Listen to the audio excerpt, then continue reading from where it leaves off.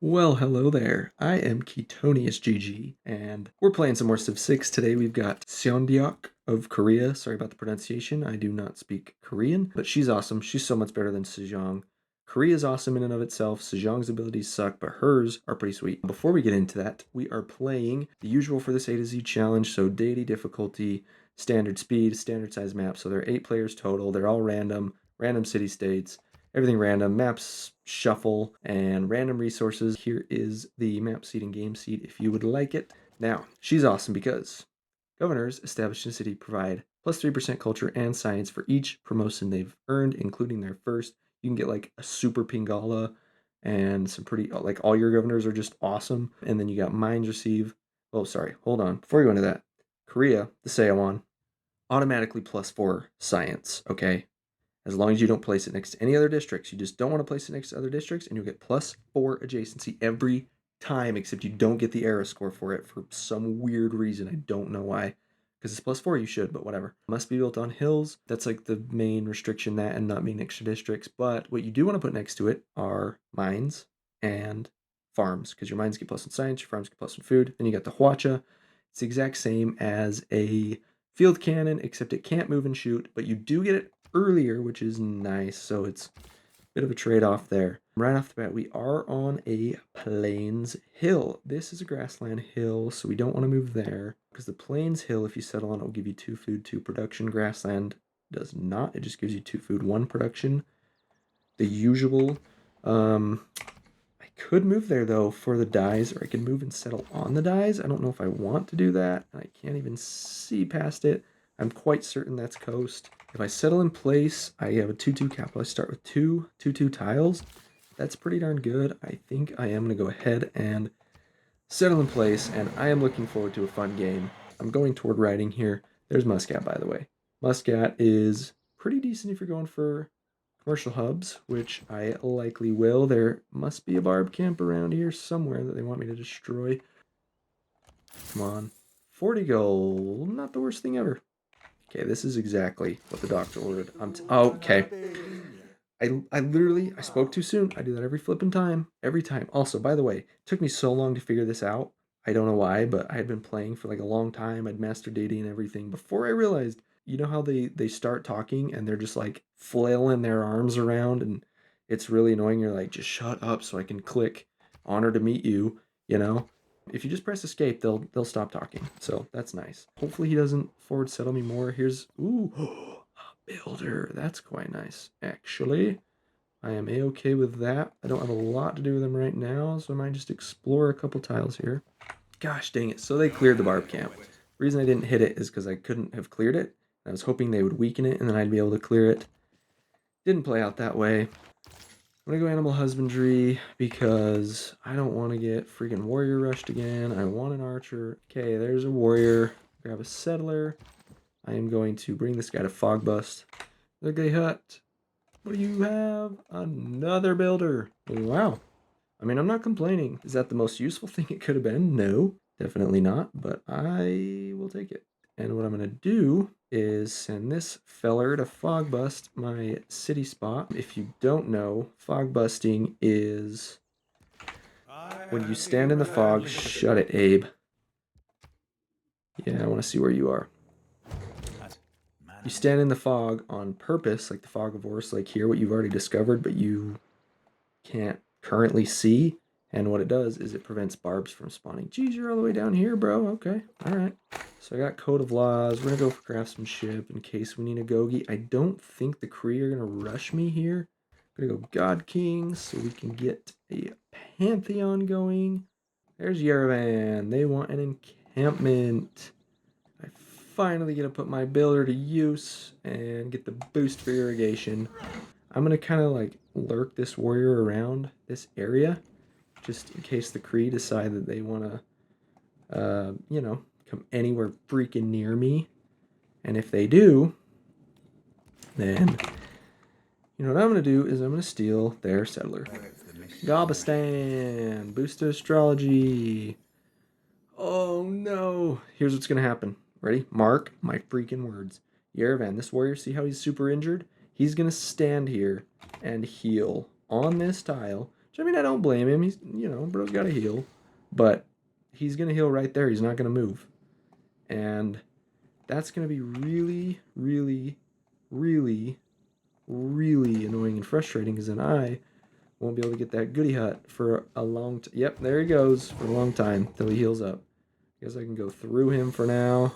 Oh, I went through it. Oh my gosh, I totally forgot you can do that. I literally completely forgot you can do that. And was that 20 faith? Is that what that was? I think that's what that was. And now I can move fast on hills. Out of these two, they're both, I mean, almost equally good, but I prefer Alpine because when you move on hills, you get more visibility, and the whole point of scouts is visibility, being able to see as far as you can. So that's what I like to do. Got my slinger. I've got this little scout pinned. Hey, loser. And I'm going to go ahead and, it could be good to get a monument. A lot of things that would be good, but I just need cities. There's the old Pantheon. So here's my thoughts on this. Proof Strategics is a pretty good one just because, right now I'm only going to have one. It's going to be these horsies. Speaking of, I need to go get them. But, I mean, it's going to give me one production, one faith right off the bat, which is huge. But then later in the game, obviously, you unlock niter, you unlock oil, you unlock uranium, coal, all the things. And so it actually ends up being pretty good. Another option would be Goddess of Festivals. I never regret getting this one. It's so good. It's so good if you have a lot of plantations. Obviously, if you don't, then it's not. But, like, that passive culture is actually insane, especially early game. And now that I'm saying this out loud, I'm literally about to build 1, 2 plantations. Eventually I'll get a third. It's 2 extra culture per turn right now. Later on, it's not as much. Eventually, maybe that one. Eventually that one. You know what? The extra culture right now is going to be good. It's going to be really flipping good. I never regret this Pantheon. The only thing is, could I scooch my city? Like if I scoot up 1, I wouldn't get this instantly. A lot of times it's smart to settle on a resource because I'd get the 1 faith per turn immediately by settling on it. And then I'd also have the amenities. I'd have the luxury itself, so I'd get the amenities from it right off the bat. But, since I have 2 builders already, and I've got 5 build charges still, I think I'm going to move up a tile.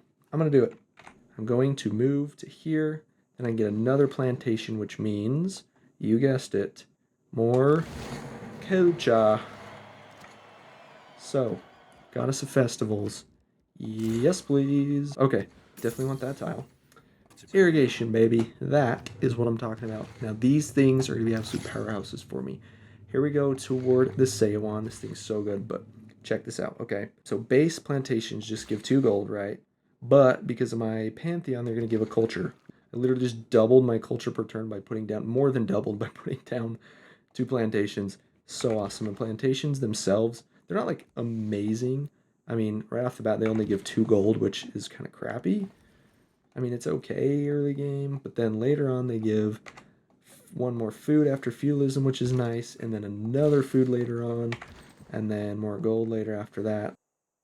Look at that, 5.7 culture. 5.7! The source of horsies. Horseback riding is boosted. I'm realizing how unfortunate this start is as Korea, because I have a serious lack of hills. I mean, I guess, so this can be Seowon. I have like 1 per city, and that's if I'm smart about it. I mean, I know I have this hill, but that's next to that, so I don't want to do that. Like, the only hill for this city is this one.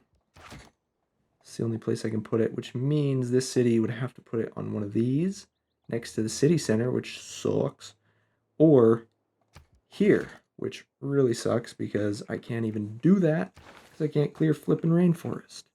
So I'm trying to decide what to do. I think I am going to stick with this setup. I think this will be my first Seowon that I build because I can clear woods with mining, which is a lot faster. So in fact, I'm going to grab mining really quickly, and then I'll finish up writing, and then we'll go into bronze working. Goodbye. Oh, there's the boost for bronze working. Yes. Here is city number 3. I realize I don't have fresh water, but I didn't want to ruin the opportunity for the extra culture from my plantations. Okay, so we've got some gold, didn't even realize how much I had. We are going to buy this for this city because this city can get this one, this one. Yep, okay. Making sure all my cities can get a Seowon. We are going to chop with the Q empty. Well, bam. That'll add production toward it. Bam. That's going to be plus 4 era score since it's a unique district. So there's the Seowon and there's state workforce. And we're going to throw, whoa, not corvée. We're going to throw in colonization. We'll keep discipline for now, I think. Ooh, a CAD. I think the game's trying to tell me I should be aggressive this game.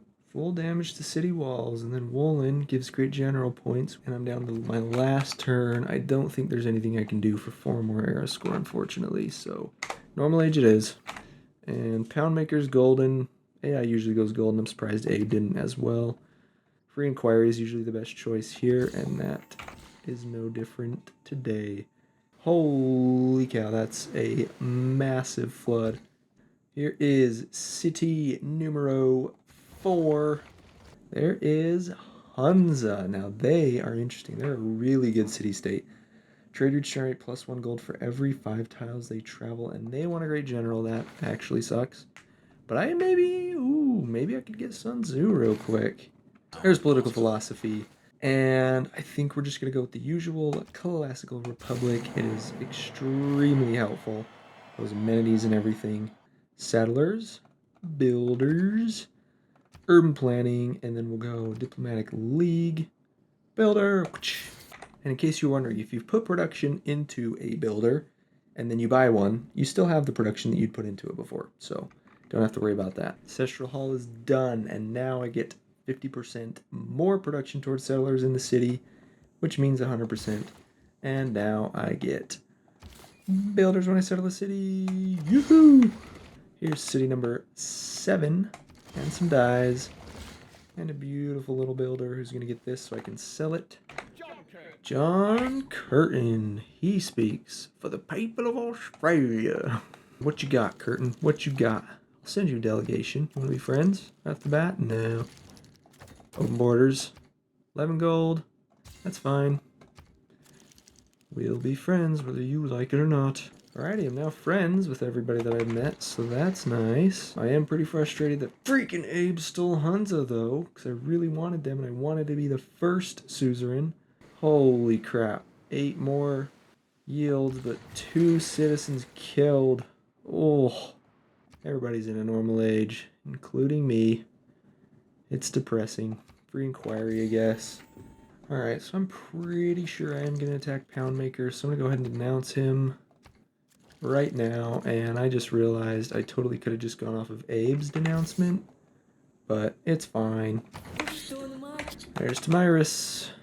And we'll sample her hospitality. Let's see, -13. That's kind of bad. But I might be able to finagle my way into a good relationship. And now that I say that, I just remembered, yeah, you can totally just one turn friend her. She's like Gilgabro, but the female version. And less cool because, let's be honest, nobody's as cool as Gilgabro. The time has come, and pro tip for you, if you're going to declare war on somebody, don't go here. Don't do this, okay? Go to somebody else and make a deal and joint war. And I chose Abe because he'll pay me a little bit and because he's right next to him. So, well, bam, declare war. And then I'm also going to go through to the other 2 people that I know and see if they'll join for 1 gold. He will. And Tamiris. Come on, Tamiris. Dang it, she won't. That's okay. A source of niter, and it's under the industrial zone that I just placed. That could not have been more perfect. Except for the fact that I have no other niter. Just pillaging away, reducing the city's defensive strength. Moving my units in here. And I'll go ahead and start bashing these city-state units into the walls. Well, bam. Or sorry, just into the city. It doesn't even have walls. Well, bam. Next turn, that'll die. So we'll just smackaroni pizza. Smackaroni and cheese. Why did I say smackaroni pizza? I have no idea. Okay. But there's that. Keep city. -8.5. That's pretty bad. But, oh yeah. Victor City's loyal. So we throw Victor in there. The city will now be under siege. Look at that. Which means it won't heal the damage that I do to it. Oh yeah.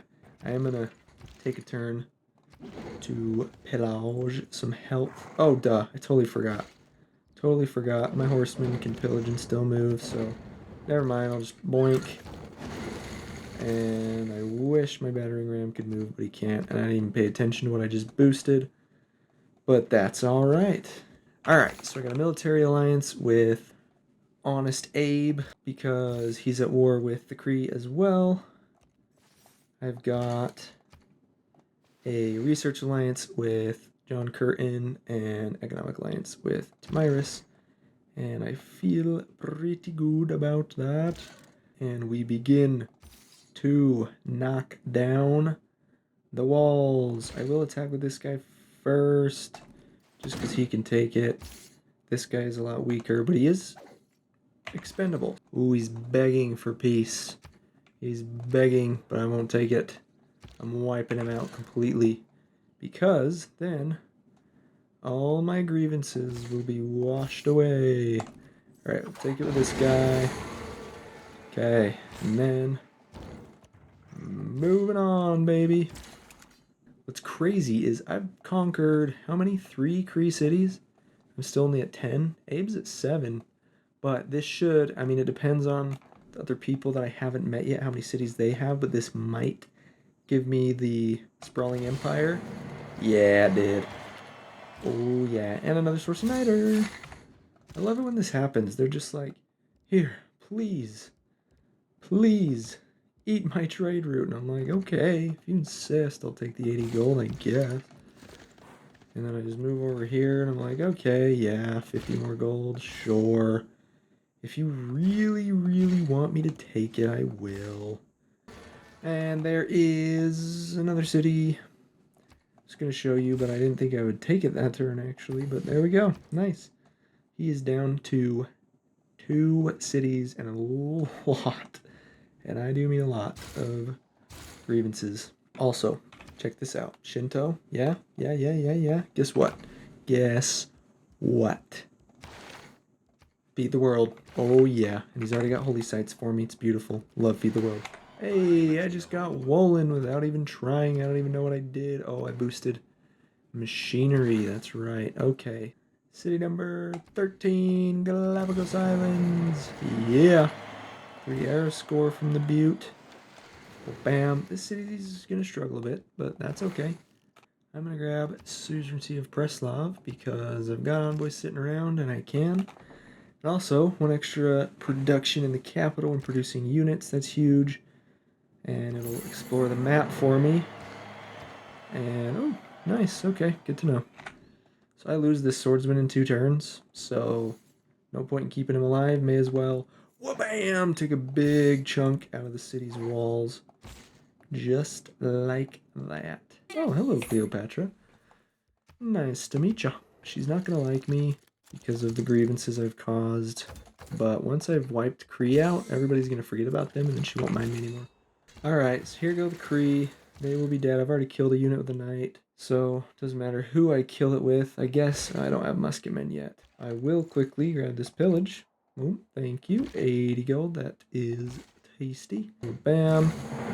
Goodbye, Kree. Honestly, you gave yourself up, huh? Yeah. Okay. Ethiopia. Yes, I would love to know where you're at. Where are you? Clear down there. 1, 2, 3, 4, 5, 6. Kree was 7.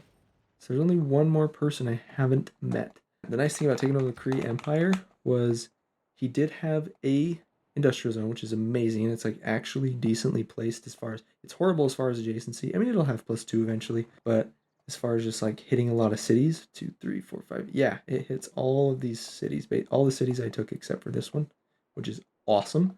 And then the other nice thing was a lot of holy sites and theater squares, which has been my weakness. I had no faith. I had like 2 faith per turn before this war, and I had a decent amount of culture, but now it's going to be even higher, and I am getting my economic districts going, finally, and I'm also sending these units down here because they're going to kill these barbs so I can settle. And my first great merchant Yes, please. Trade route capacity. Robert the Bruce, the last person I hadn't met. Ooh, I found Taruga. I found Taruga. Instant prior. I mean, I don't need to soothe them, but just getting 3 envoys in there. That I wasn't paying attention, but I probably put my science up a lot. And we finally got some decent trade routes. That trade route is literally almost doubling my science per turn, or my gold per turn. Another golden age. Looks like Curtin and America are in a dark age. Robert the Bruce is gold and everybody else is normal. We're going to go monumentality. I think that makes the most sense because we've got a lot of faith that we stole from the Kree as well as a decent amount of gold. I found Hattusa. That's very nice. We definitely want to get some envoys in there. There is Divine Right. Monarchy time, baby. That's going to be 50% influence. It's going to be more housing. Going to be Diplo favor from our Renaissance walls. It's pumping Craftsman really quickly for the extra production. We'll go Retainers for the amenities. Natural Philosophy makes the most sense here for some science. We're going to put Diplomatic League back in so we can get that envoy to Hattusa. We'll pop in Republican Legacy for some more amenities. And then we're actually going to put in limes because I'm going to build some walls. Now, let's pop that envoy into Hattusa. That'll count as 2. Here is another city on a new continent. We finally cleared out enough barbs to do that. We're going to pop down a holy site in my capital here since we've got Feed the World. We'll take advantage of that and make it so we can get our Pingala city nice and juicy. Here's Townsville, the most creatively named city in the entire world. There's another city, Changwon, and there is industrialization. Looks like we've got one source of coal that ruined a nice Seowon spot. That's fine. Go ahead and get that improved. And now we've got invention. We want to get that in if we can. It's tough to take out serfdom or natural philosophy, but we're probably... Let's pop in Visselbanken because we know we for sure want that. For the extra production in the capital, I've been concentrating my trade routes there. Let's go ahead and get natural philosophy, actually, and let's get rid of serfdom because we're not building any builders at this exact moment. And then we can go ahead and pop in invention for the extra engineer charge or engineer points. And look how good these mines are as Korea. Here's another city on this fun little island, which is going to get us another source of coal. And this is going to be our Amundsen Scott city. There's Mausoleum at Holocarnassus. Finally got it. It's an extra charge on all my engineers. 1 faith, 1 culture, 1 science on all tiles for this city. Rather, all coastal tiles. And we are working a few of those. I think we've got 3 fish tiles that we're working. Yep, so that works out nicely for me. And now I can go ahead and use Da Vinci. He'll have 2 charges, which is great. He gives 3 culture to each workshop. I'm at 106 culture right now. And that is going to hopefully go way up. So we do that. 109. Let me rejig things really quickly. And 121. There you go. And he's still got another charge, so that'll be even more. There's his second charge. And that puts us up to 135 culture per turn, which is excellent. There's Coliseum. Nobody had built it yet, so I figured I would. That's 2 amenities and 2 culture in all cities within 6 tiles of Coliseum. And I can't remember exactly how many I have within that range, but there are a few. We're getting amenities, we're getting culture, all the good stuff. There's Kilwa. This is not in my capital, but it is in another pretty decent city that I have. There is colonialism, and we have 2 scientific city-states, so we definitely want to get both of those on side so that we can get the extra 15% science across my empire that Kilwa will give us if we do that. And we're going to go ahead and beeline chemistry, and we're going to upgrade it to line infantry. That's our 3rd one, so we can get replaceable parts boosted. There's Albert Einstein, probably the best scientist in the game, honestly, for that +4 from research labs. If you're building a lot of those, that's a ton of science. There's Oxford University, that's 20% extra science in this city. Once again, this one's not in my capital, which is my Pingala city, because I didn't have a tile I could build it on in that city, but it is in my next best city, which is my Magna city. It's also got a lot of science, and it also is going to give me 2 free technologies. So if we take a look here, we got placeable parts we are already doing. There's nationalism, we got flight, and we got electricity for free from Oxford. Very nice. And now we are going to go ahead and get rocketry. Very excellent. There's River Valley. That's 20% production in my capital, which is my Bengala city. That's also 1 extra production on each quarry, and mine, which I don't remember how many I have in this city. I don't think I have all that many. But the 20% production is the main thing. That is absolutely huge. There's 2 more envoys in Hattusa. That'll be my second suzerain of a scientific city-state. Go from 595 science up to 677. Oh yeah.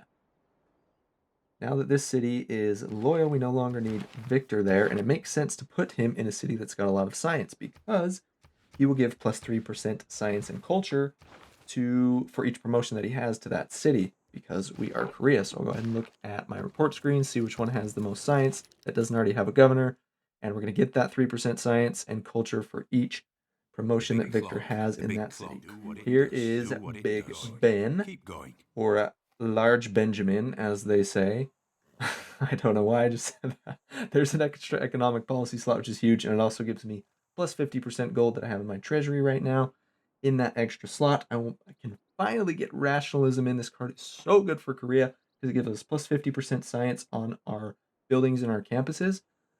If we have plus 4 adjacency, which all of our Seowons do, unless we build another district next to it. Here's another city for some uranium or aluminum.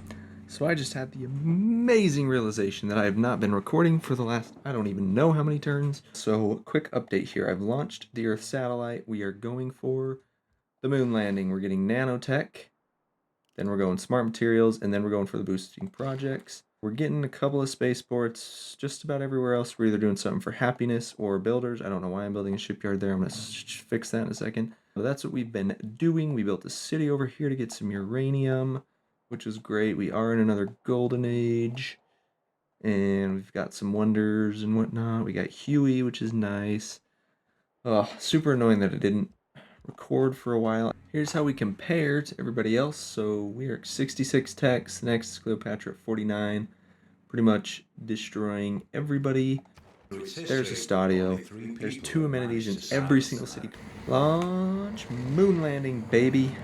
5 more air score, which I don't care about. Smart materials is done. Cold War, I don't think I need to change any policies. I'm just going for rapid deployment. And now I can go straight for Mars colony. There is Goddard, which is an absolutely massive addition to my empire. This is taking 5 turns. 20% should take 1 turn off of that. And it did for... I was like, oh great, I'm gonna look like an idiot for a second there. But no, it did work.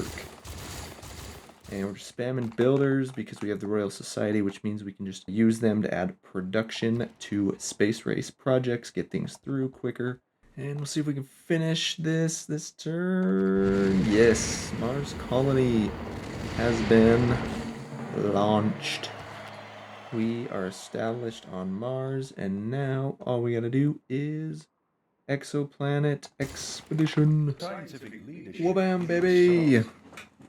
So like I said before, this gives a ton of production, ton of not amenities, 20%, 10% production and 20% science across your empire. So an insane amount. And then double that for any cities that have 5 snow or snow hills tiles within 3 of the city center.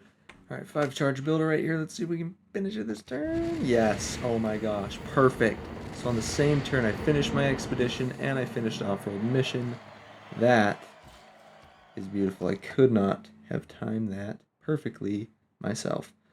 More perfectly myself. And I'm still building these quote-unquote pointless railroads, but they're not actually pointless because what they do is provide me with a lot of joy and happiness in my life. So I'm going to keep building them. Whenever you're playing Civ, it's worth asking, is what I'm doing totally and completely pointless? And a lot of times the answer will be, yes, it's pointless toward my victory, but it is not pointless toward having fun. And the whole point of Civ is to have fun. So if it's not pointless toward having fun, then do it. Go ahead. Build that delicious canal city for no reason. Build Panama Canal. Build University of Sancor, whatever you want to do. There's 3 more laser stations, by the way. Just do whatever you want to do that'll make you happy when you're playing Civ. And this is a turn 240 victory, baby. Science per turn. Wow, it took us a long time to take the lead, actually, but we competed pretty well. We're definitely in there. Competed pretty well, and then bam, around turn, I don't know, 140-ish, maybe. Took the lead, and then we just absolutely blew everybody out of the water. 2,157 science per turn, just absolutely obliterated everybody. We were actually winning culture victory, domination. We couldn't win religious, diplomatic. We could have won it vicariously for for Poundmaker. We could have converted the whole world to his religion and then like I don't know, gifted one of these cities that we took from him and then taken it back and liberated it to him and then he would have won. That would have been funny. Korea's awesome. Korea is so good at science. They are insane, especially her. Seondeok, she is the best. Sejong is absolutely terrible. His ability is basically useless, but she's awesome. So, had a good time, and I will see you on the next series. Bye bye. Thank you so much for watching. If you enjoyed the video, don't forget to like and leave a comment. Also, don't forget to subscribe to the channel if you want more Civ 6 videos like this. I'm Ketonius GG, and as for myself and Aulius, it's been a hoot. Bye bye now.